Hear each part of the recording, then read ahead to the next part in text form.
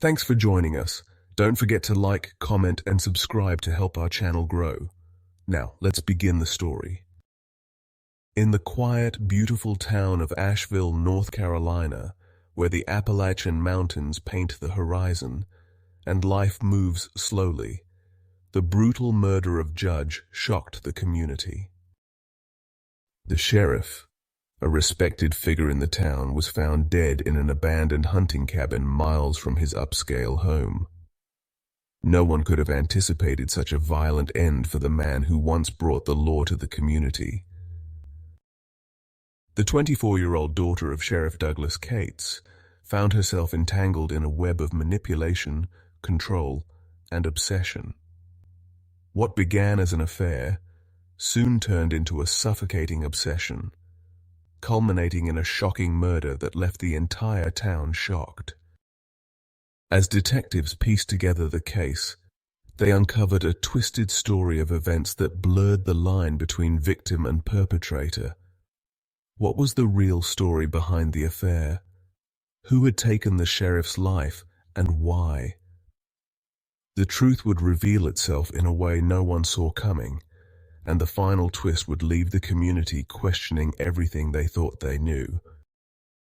Gavin Blaine had always been a man of authority.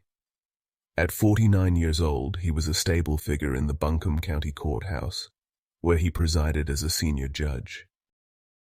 Known for his unflinching decisions and stern demeanor, Gavin had earned the respect of both his peers and the community over the years. However, in the solitude of his large, empty home, the recently divorced judge struggled with loneliness, which slowly ate away at his confidence and self-worth. It had been 2 years since his marriage ended.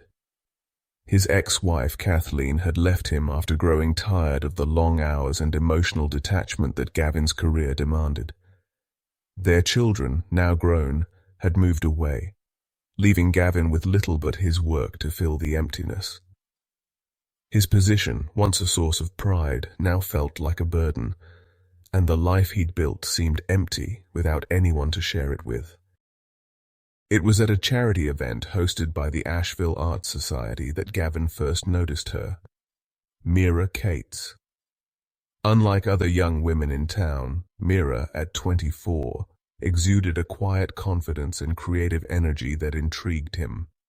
She was the daughter of Sheriff Douglas Cates, a man Gavin had worked closely with on many legal cases. But unlike her father, rooted in law enforcement, Meera's interests lay elsewhere. She worked part-time at a local art gallery, assisting with exhibitions and dreaming of a career in design. Though she respected her father, Meera often felt stifled by his strict expectations and the small-town environment that seemed to close in around her. Gavin and Meera's paths crossed at the charity event, where she was volunteering. The conversation began innocently enough, discussing art and the importance of supporting local culture. Beneath the surface, however, there was an undeniable tension. Gavin found himself captivated by her beauty and youth, while Meera was drawn to the aura of power that Gavin exuded. That night marked the beginning of a relationship that would soon become much darker than either of them could have predicted. In the days following their initial meeting, Gavin couldn't stop thinking about Meera. Her image lingered in his mind, an obsession that began to eclipse his focus on work. He found excuses to visit the gallery where she worked, pretending to be interested in art but really seeking any opportunity to see her again. Flattered by the attention from such a powerful man, Meera didn't resist, though she had reservations about their age difference and the fact that Gavin was a colleague of her father. She enjoyed the thrill of being pursued by someone like him, an escape from the mundane life she had always known in Asheville. Their relationship quickly shifted from light conversation to something more personal. Gavin spoke of his loneliness, his failed marriage, and how lost he felt without a companion. Meera listened, offering sympathy, as the nature of their relationship grew more intense. One evening, After a late-night exhibition at the gallery, Gavin suggested they go for a drink at a quiet bar. Meera hesitated, but the excitement of doing something rebellious, something forbidden, proved too enticing. The drink led to another, and by the end of the night, the boundary between them had been crossed. Their affair began in secret, hidden places, late-night drives, and rented cabins in the mountains. Gavin, though cautious at first, became increasingly obsessed. He bought her gifts, jewelry, and expensive clothes, trying to keep her close, ensuring she remained tied to him. Meera, meanwhile, enjoyed the benefits of their relationship, but was careful not to become too attached. For her, it was an adventure, a secret thrill she could indulge in before moving on to the next phase of her life. She never intended for it to become anything more. As the months passed, the affair turned darker. Gavin's possessiveness deepened, and his emotional volatility grew. He began demanding more of her time and became frustrated when she couldn't meet his expectations. His jealousy flared when he suspected Meera was spending time with other men her age, and he started texting her incessantly, calling her late at night, and even showing up unannounced at her apartment. Meera had begun dating Eli Turner, a local artist she met through her work at the gallery. Their relationship was casual at first, but as Meera's dissatisfaction with Gavin grew, she found herself drawn more to Eli's easygoing nature. She kept their relationship a secret, but it didn't take long before Gavin discovered the truth. One afternoon, Gavin spotted Meera and Eli together at a coffee shop. Furious, he confronted her that night, demanding to know who Eli was and why she had been spending time with him. The confrontation left Meera shaken, and for the first time, she began to fear what Gavin might do if he felt truly betrayed. Gavin's possessiveness worsened after that. He left notes on her car, sent dozens of texts a day, and even waited outside her apartment late at night. Meera began to feel trapped, unsure of how to extricate herself from the relationship without inciting Gavin's rage. She considered confiding in her father, but the thought of Sheriff Cates discovering her affair with Gavin terrified her. Sheriff Douglas Cates, known for his keen instincts, began to suspect something was wrong with his daughter. Over the past few months, Meera had become more secretive and distant. One evening, Sheriff noticed Gavin's car outside her apartment, which raised red flags. After investigating Gavin's recent activities, Sheriff began to believe that something was going on between the judge and his daughter. Meera's worst fears came true when, after a confrontation at the gallery, Gavin's obsession reached a breaking point. His jealousy turned violent, and his threats took on a darker tone. Meera realized she needed to escape, but Gavin wouldn't let go. The situation reached its tragic climax when Sheriff Cates was found dead in a remote area, shot execution style. Meera knew who was responsible, and the investigation would soon uncover a tangled web of secrets, betrayal, and violence that no one had expected. After her father's death, Meera carried the weight of guilt for keeping her affair with Gavin a secret. Eventually, she confessed everything to the investigators, her relationship with Gavin, his growing obsession, and the threats he had made after discovering her connection with Eli. The investigators were stunned. The respected judge, Gavin Blaine, was now the prime suspect in the sheriff's murder, but there was still no direct evidence linking him to the crime. They needed more. Detective Aaron, a veteran investigator from the North Carolina State Bureau of Investigation, was assigned to lead the case.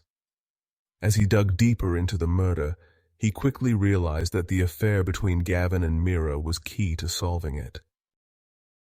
However, without concrete evidence tying Gavin to the crime, they couldn't make an arrest. Detective Trent focused on Gavin's financial records. It didn't take long to discover that just days before Sheriff Cates was killed, Gavin had made a large withdrawal from his bank account, a sum large enough to suggest it was meant for something more than personal expenses. Trent began to suspect that Gavin had hired someone to kill the sheriff, eliminating the man who stood in the way of his relationship with Meera. But as the investigation continued, something didn't add up. Gavin had no known connections to criminals or hitmen, and there was no evidence that he had ever been involved in anything illegal. While the money was a clue, it wasn't enough to prove a murder for hire. Meanwhile, Meera lived in constant fear. She knew Gavin was capable of anything, and couldn't shake the feeling that he was involved in her father's death. Yet, with no solid proof, all she could do was wait and hope the police would find something before Gavin came after her too. As the days passed, the pressure on Detective Trent to solve the case grew. The community was on edge, and the media had begun to sensationalize the investigation, the affair between a respected judge and the sheriff's daughter, the murder of a law enforcement officer, and the growing suspicion that Gavin Blaine was involved. Despite the circumstantial evidence, there was still no smoking gun. That changed when one of the detectives found surveillance footage from a gas station near the crime scene. The footage showed Gavin's car driving through the area on the night of Sheriff Cates's murder. While it wasn't definitive proof of his involvement, it placed him near the scene at the right time. Armed with this new information, Detective Trent began to put more pressure on Gavin. He questioned him repeatedly, searching for inconsistencies in his story. Initially, Gavin denied any involvement, claiming he had been at home the night the sheriff was killed. But when confronted with the surveillance footage, Gavin's story began to fall apart. The final piece of the puzzle came when Trent reviewed Gavin's phone records. It turned out that Gavin had been in contact with Sheriff Cates shortly before his death. The two had exchanged several text messages, and the last one from the sheriff indicated that he was planning to confront Gavin about his relationship with Meera. Faced with mounting evidence, Gavin's facade began to crumble. He knew his time was running out. As the investigation into Sheriff Cates's murder neared its climax, the weight of suspicion settled firmly on Judge Gavin Blaine. The timeline of events, financial transactions, and mounting circumstantial evidence painted him as a prime suspect. Yet Detective Trent knew they still needed conclusive proof to secure a conviction. The judge's seemingly perfect life had crumbled, but there was still one final shocking truth to uncover. Detective Trent and his team doubled down on every detail of Gavin's life, determined to find the missing piece. Forensic analysis of Gavin's recent large cash withdrawal pointed to a deliberate plan, but so far the investigation hadn't revealed how the money was used. Then a seemingly innocuous item, a stray receipt found in the glove compartment of Gavin's car, led to an unexpected breakthrough.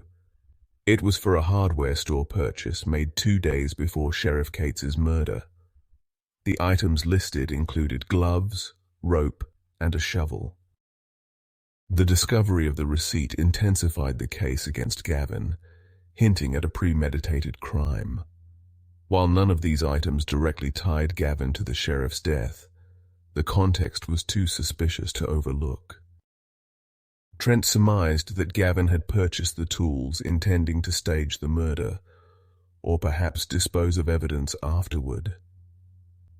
Even as the case against Gavin tightened, Trent knew they needed either a confession or a witness statement to make the case airtight.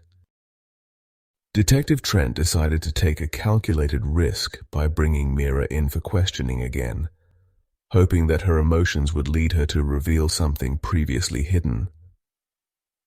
Over the course of their conversation, Trent gently but firmly encouraged Meera to share her innermost thoughts about Gavin. She was visibly shaken, and the strain of the secrets she had been hiding became apparent.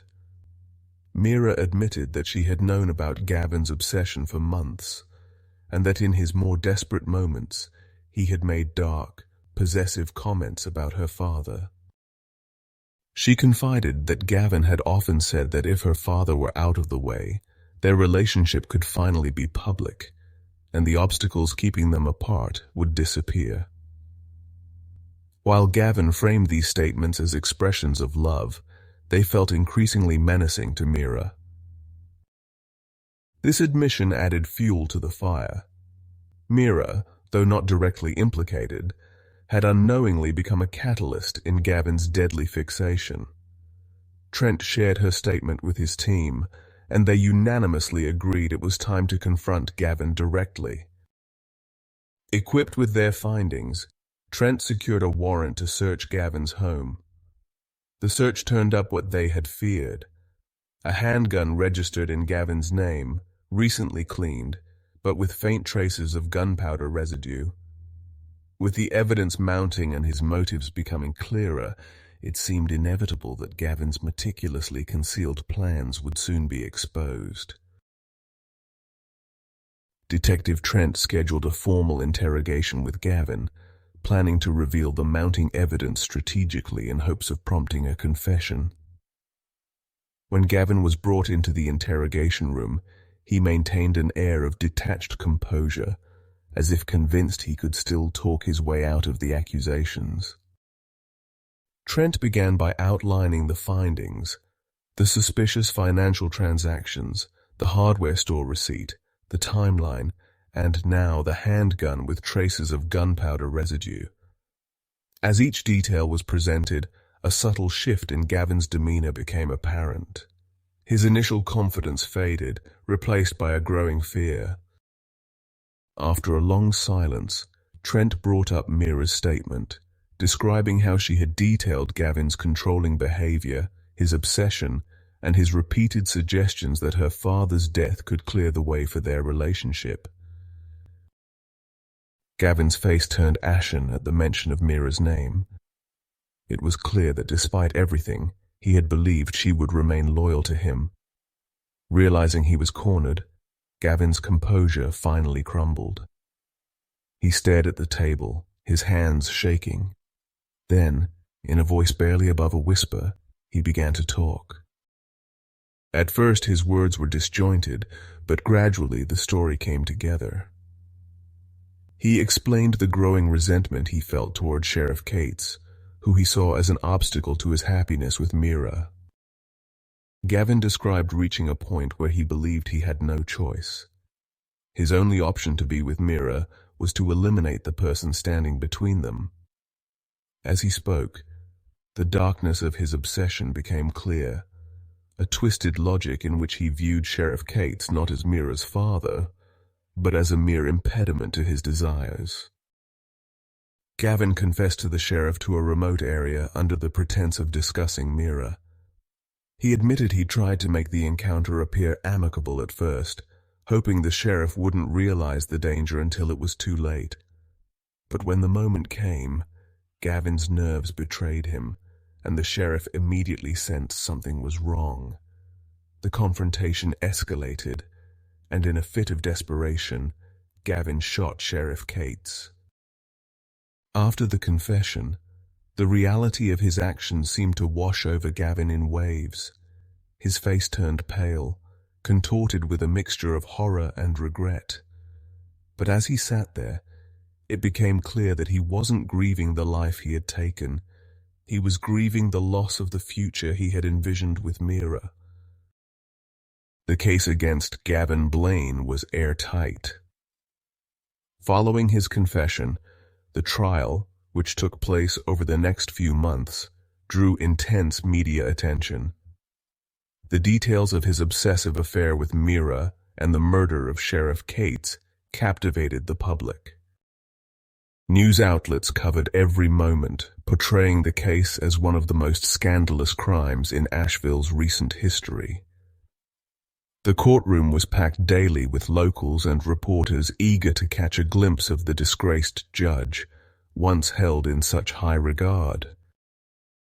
During the trial, Gavin's defense team tried to argue that he had acted out of temporary insanity, that his emotions and obsession had driven him to a breaking point. But the jury saw through the defense's attempt to frame the crime as a moment of passion. Gavin's meticulous planning, the evidence of premeditation, and his cold confession painted a picture of a man whose obsession had overshadowed his morals. Gavin Blaine was found guilty of first-degree murder and sentenced to life in prison without the possibility of parole. His life of authority and respect ended in disgrace, and he would spend the rest of his days behind bars, a stark reminder of how far he had fallen. The aftermath of the trial was a time of painful introspection for Meera. The affair, the murder, and the loss of her father weighed heavily on her, casting a long shadow over her future. In her search for escape from Asheville and her father's strict expectations, she had inadvertently become entangled in a nightmare that would haunt her for the rest of her life. She left Asheville shortly. Thank you for watching.